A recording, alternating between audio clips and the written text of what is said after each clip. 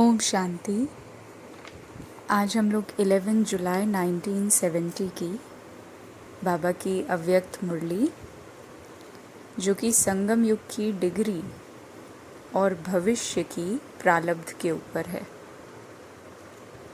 देखिए, एक बात मुरली में जो बाबा कहते हैं कि जब तक अपने ही कमज़ोरियों की विदाई नहीं देंगे, तब तक विश्व कल्याणकारी कैसे बनेंगे। बाबा ने कहा, अगर अपनी ही कमज़ोरियों को विदाई नहीं देंगे तो विश्व कल्याणकारी कैसे बनेंगे, है ना। तो बाबा डिग्रियों की आज बात कर रहे हैं, संगम युग की, है ना। बाबा ने कहा दैवी गुण, दैवी पद, पद पोजीशन, गुण नहीं, जो पोजीशन होगा वो तो भविष्य की प्रारब्ध है। बाबा हमेशा लिव इन द मोमेंट की बात करते हैं, है ना। तो संगम युग की डिग्री की क्या बात कही बाबा ने? 5 बातें याद रखनी है, 5 वर्ड्स याद रखने हैं। पहला, नॉलेज फुल। हर चीज़ में बाबा कह रहे हैं जो वर्ड्स आएंगे उनमें फुल होना। बाबा कहते हैं एक होता है सक्सेस और एक होता है सक्सेस फुल। तो knowledge full. Second is faithful. तीसरा है सक्सेसफुल। चौथा पावरफुल और पांचवा है सर्विसेबल। तो ये 5 जो डिग्री हैं बाबा कह रहे हैं, ये संगम युग की 5 डिग्री हुई। अच्छा, बाबा ने एक सीक्वेंस में बड़े अच्छे से समझाया कि अगर कोई नॉलेज में फुल है तो नॉलेज फुल की बाबा ने हमें परिभाषा भी दी कि नॉलेज फुल होना मतलब फुल नॉलेज इम्प्लीमेंट होना, धारण होना।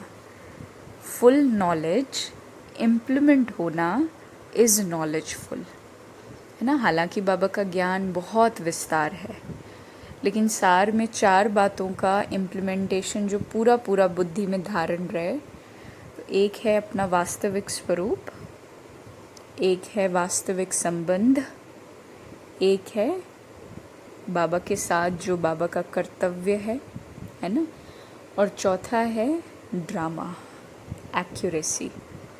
तो इन 4 बातों में फुल होना, धारण होना, इम्प्लीमेंट होना एक्शंस में, उसी को नॉलेजफुल कहते हैं। बाबा ने कहा नॉलेजफुल है तो सक्सेसफुल तो हो ही जाएगा, लेकिन बीच में एक कड़ी आएगी फेथफुल होने की, यानी निश्चय बुद्धि होने की। बेशक आत्मा, बाबा, कनेक्शन, ड्रामा, नॉलेज मिल जाए, है ना, लेकिन बाबा ने कहा नॉलेज फुल और सक्सेसफुल की जो बीच की दूरी है वो फेथफुल पूरी करेगा। निश्चय बुद्धि विजयंती, यानी सक्सेस के लिए निश्चय अनिवार्य है।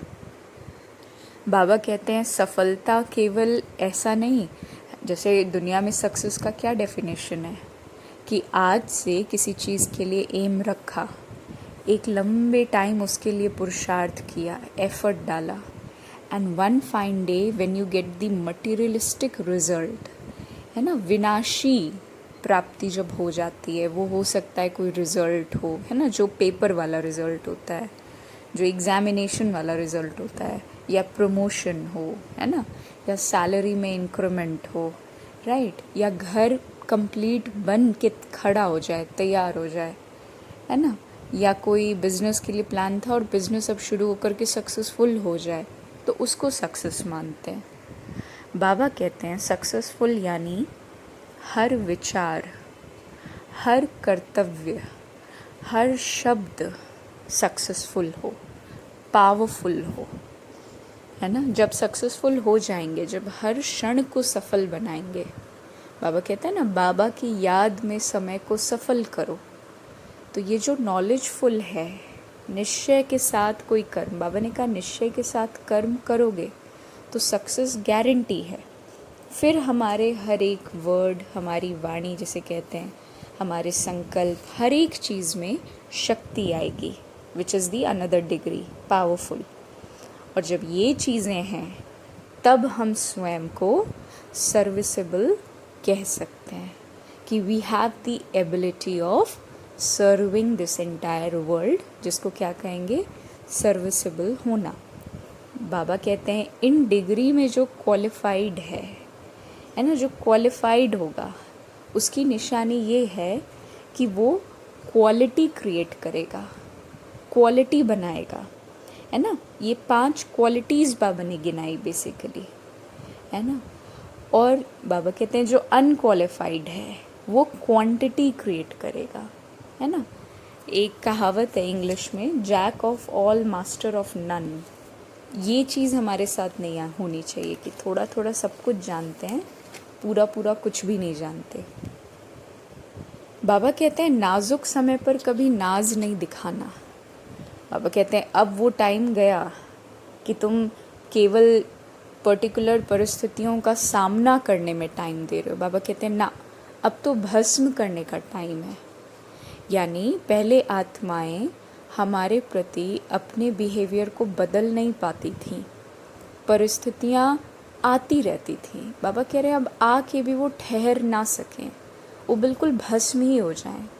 शक्ति स्वरूपा की स्मृति बाबा ने दिलाई। बाबा ने कहा 3 बातें याद रखना, शक्ति और पांडव दोनों। मस्तक में मात्र स्नेही हो, मात्र यानी मदरली स्नेह, मदरली लव, सबके लिए करुणा की भावना, विश्व के लिए जगत अम्बा।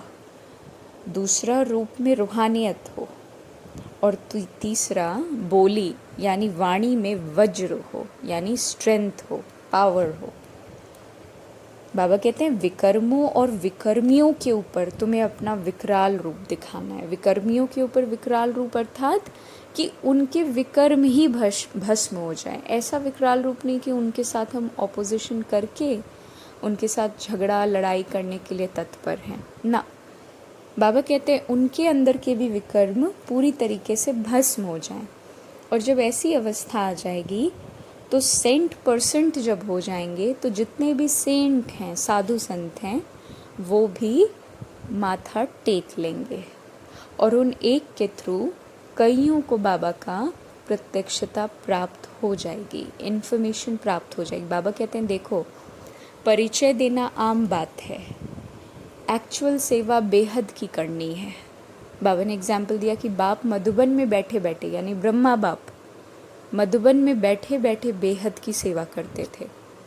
और बेहद की परिभाषा बाबा ने दी कि बेहद का सोचना यानी पूरी सृष्टि के कल्याण, सृष्टि तो छोड़ें, प्रकृति के तत्वों का कल्याण, बेहद के परिवार से संबंध, 1-2 से संबंध नहीं, स्नेह सभी से, और सर्व स्थान ही अपने लगे।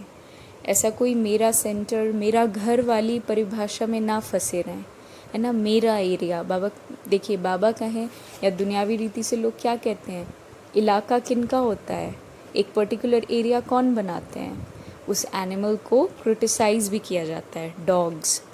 तो कभी भी एक इलाका नहीं बनाना है, हम बर्ड्स हैं। बाबा कहते हैं ना, उड़ती कला, हर पेड़ की शाखा अपनी है, कहीं पर भी घोंसला बना सकते हैं। बाबा कहते हैं यथार्थ पुरुषार्थ का अर्थ क्या है, यही पुरुषार्थ और वही रिजल्ट। और वो पॉसिबल कब है, जब कर्म करते वक्त निश्चय बुद्धि स्वयं के प्रति, बाबा के प्रति और ड्रामा के प्रति। तो रिजल्ट आने का वेट नहीं होगा, अभी ही सफल होंगे। ओम शांति।